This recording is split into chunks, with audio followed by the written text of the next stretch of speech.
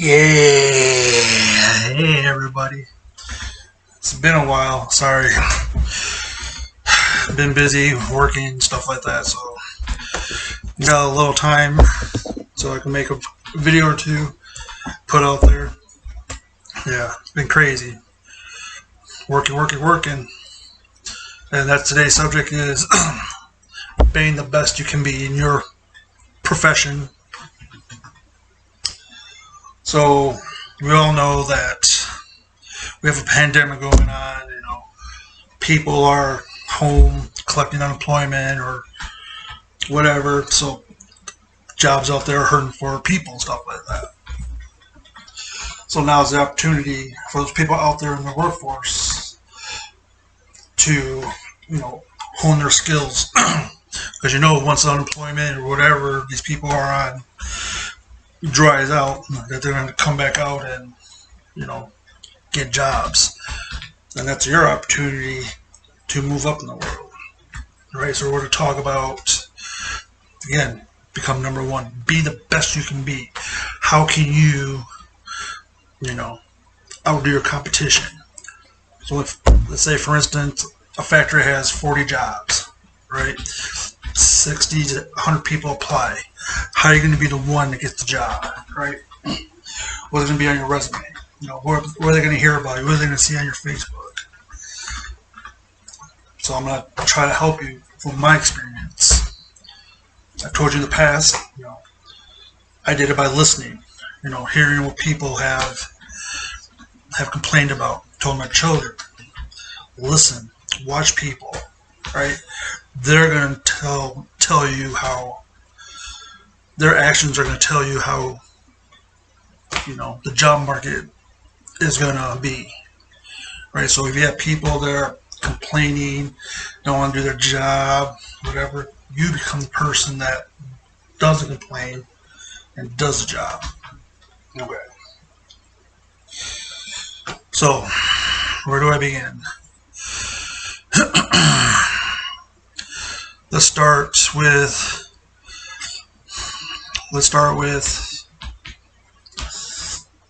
going above and beyond. That's number one. All right. You go to a job interview. The interviewer is going to ask you all these questions, and in those questions, they're going to look for key phrases, key words. That's going to tell them, well, do I have a worker or do I have a filler, right? A worker is somebody they can depend on. Somebody, if somebody calls in, they can call you and boom, you're there. Even though you're tired or you just got done working, you're willing to say, yeah, I'll stay for a few more hours just to help out. Okay, that's the worker. The filler is a person just there so that worker can get the day off. Right? They know just enough. They just hold that line to where, okay, this person needs a couple days off, so I'm going to put this person so they can get those days off. Right? You never want to be the filler. Don't ever be the filler, because that's not the way to work. That's not the way to be. And you want to be the person that the owner or your manager can depend on. Because if you have a why, meaning why do you do what you do, you being the worker, you going above and beyond, it's going to get you up that ladder faster. It's going above and beyond. That's going to put a little bit more money in your pocket. Oh my gosh, this is somebody I'm worth investing in. Whereas you're just a filler, you're going to get the crap jobs. Nobody's going to invest in you, and this, what's the point of even going to work if you're that person? That's just my belief, right? Some people, that's their role. That's their role. Me personally, I'm the worker. I go above and beyond. When I was a dishwasher at Applebee's, when my friend told me, hey, if you become a cook, you get $2 raise. Because I started for $9 as a dishwasher, and cooks at that time were making $11. So $2 right there was staring in my face. And I took his advice. This is what you got to do. So I took his advice and I went above and beyond. So I was there. Somebody called in. Boom, I was there. I had to stay late to clean. That's what I did. Right? Hold on. What the hell? Chaplet. My apologies. Anyway, go above and beyond. In 3 months, I went from dishwasher to cook. All right, because they saw that I was somebody worth investing in, and they just took off from there. And so, with that comes, dependability. Now that you have rose in rank, so to speak, now you have to be dependable. Now you have to be more reliable. You have to be more intelligent with your decisions. So when I first became a cook, I had a crappy trainer, and so I took on to his mannerisms. But here's what I didn't consider. Now, he had been the man for years, so he had the right to earn. He earned that right to have that bad attitude. Whereas I'm the new kid on the block. I had nothing to stand on except for my dishwashing skills. And so I was looked upon as a filler, just a piece of crap. Cook just there just to get stuff done and for the real people to come in. I didn't want that. And so when I had knee surgery, I worked all that clean. I was like, all right, I'm a cook, yes. But the mannerisms, your mouth, even your cooking skills, they need a upgrade. So when I had knee surgery, I had time off. I jumped on YouTube and learned how to use a knife, learn, scientific techniques behind cooking, everything that I needed to know. And then when I went back to work 3 weeks later, it was noticed. Okay. And then as time progressed, and then the Applebee fire happened, and I happened to go around the state to other Applebee's to hone my skill. That's when I started piecing everything together, right? And having all that experience, having all that knowledge is what made me the person I am today. Which brings me to the next level, right? So here's your foundation. Laid your foundation. You can go above and beyond, or you need to go above and beyond to get to here. Now you're on this level. On this level, you need to develop, the capabilities of handling stress, be able to take direction, be able to multitask.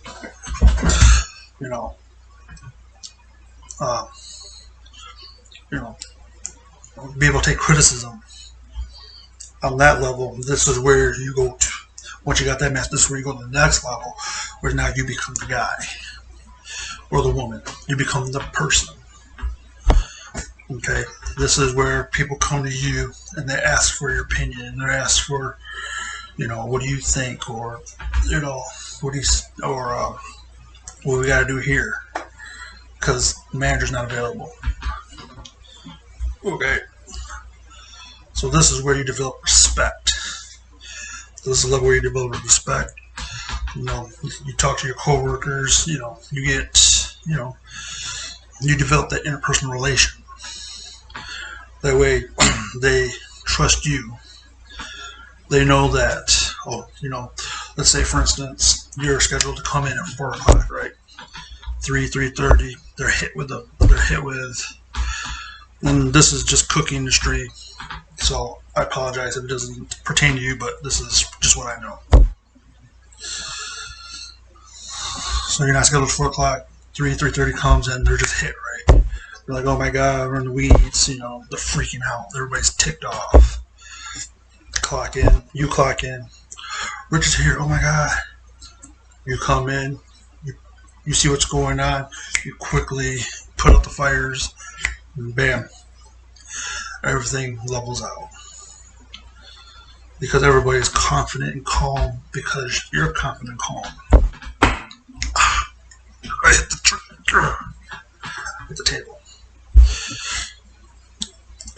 with that comes with respect.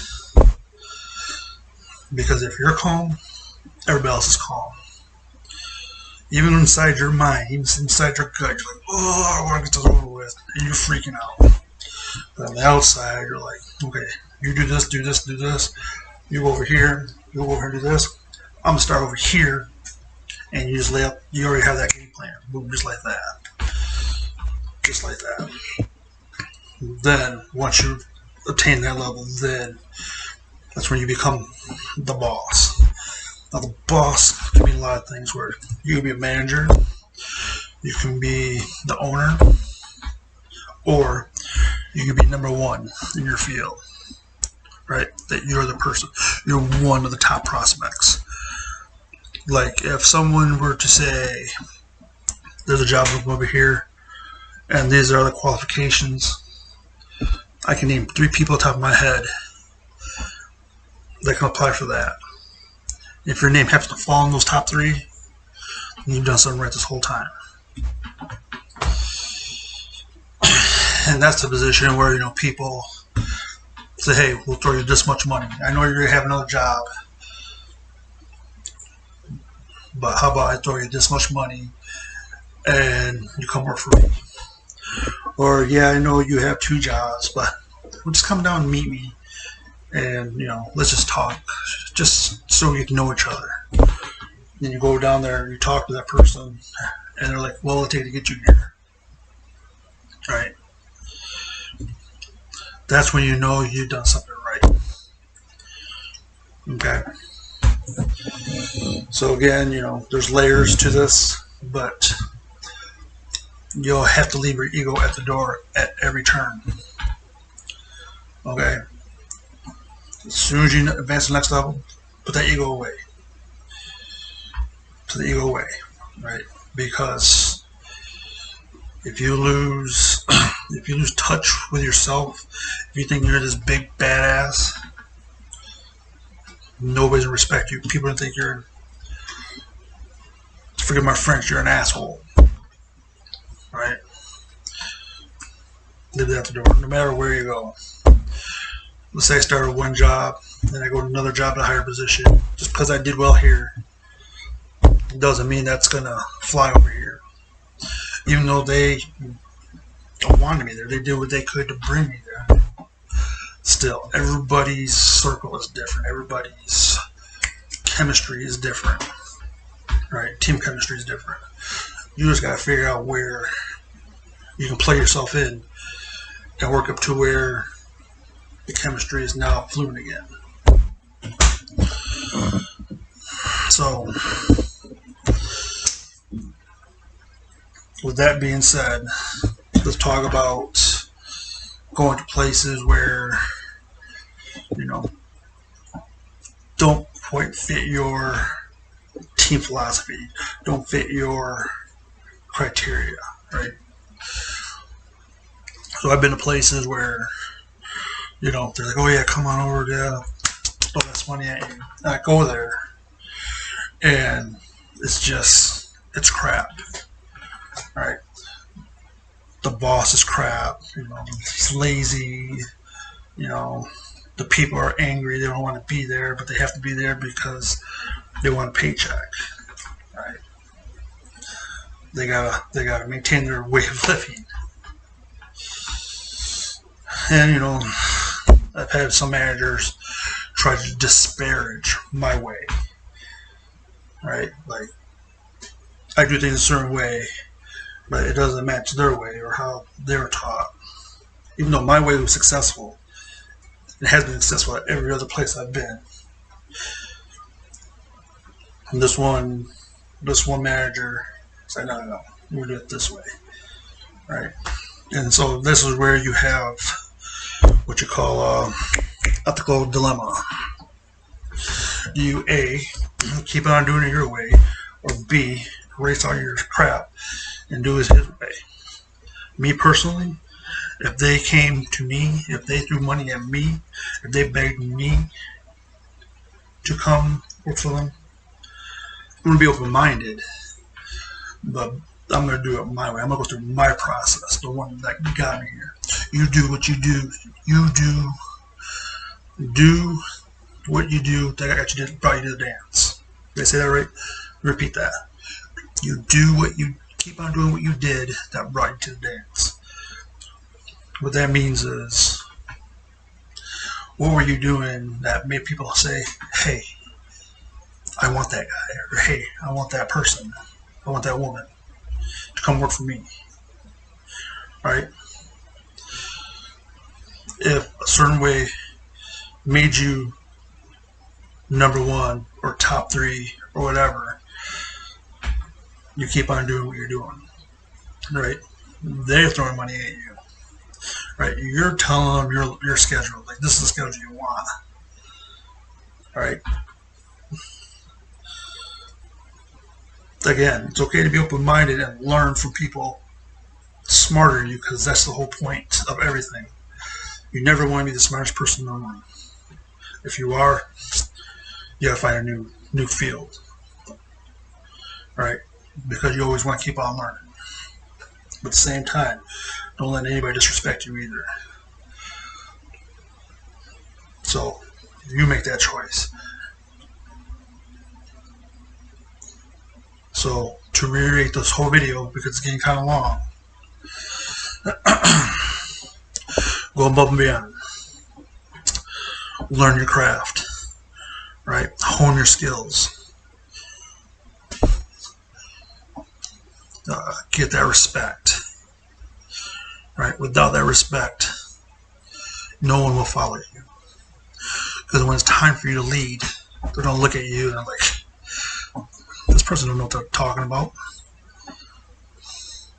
Whether it's the way you walk, the way you talk, how you carry yourself, the cadence of your voice. Establish that confidence. Look them dead in the eye each time and you tell them, or you suggest. You go from there. And today, when you become the person, you're able to dictate your pay rate, your schedule, whatever it is that you need. Then you know you made it, right? And don't forget, don't stop what brought you to the dance, right? Be open-minded. Be willing to learn, because who's to say that this whole time you're wrong and another person opens your eyes and like, oh yeah, that makes sense, and you do it and it works, right? So that's what I got for today. Sorry I rambled, but this is some serious business here. I mean, we're in a world where, hey, you can move just like that just by listening. I mean, how hard is that? I mean, you don't gotta go to college to listen. You've been listening your whole life, so to speak. So, yeah, get out there, be the best you can be. Never leave anything on the table. When it's all said and done, when you're retired, you can look back like, I did what I had to do. I left it all on the table. I have no regrets. That's all you can do. Be number one. Be the best you can be. Simple as that. Y'all have a good day, good night. And I'll see you when I see you. I'll try not to make these videos so long. I'll try not to have them so far apart. But again, my schedule is kind of hectic right now. We'll work around it. Because why? Because I'm number one, baby. Like and subscribe. And see you when I see you. Peace.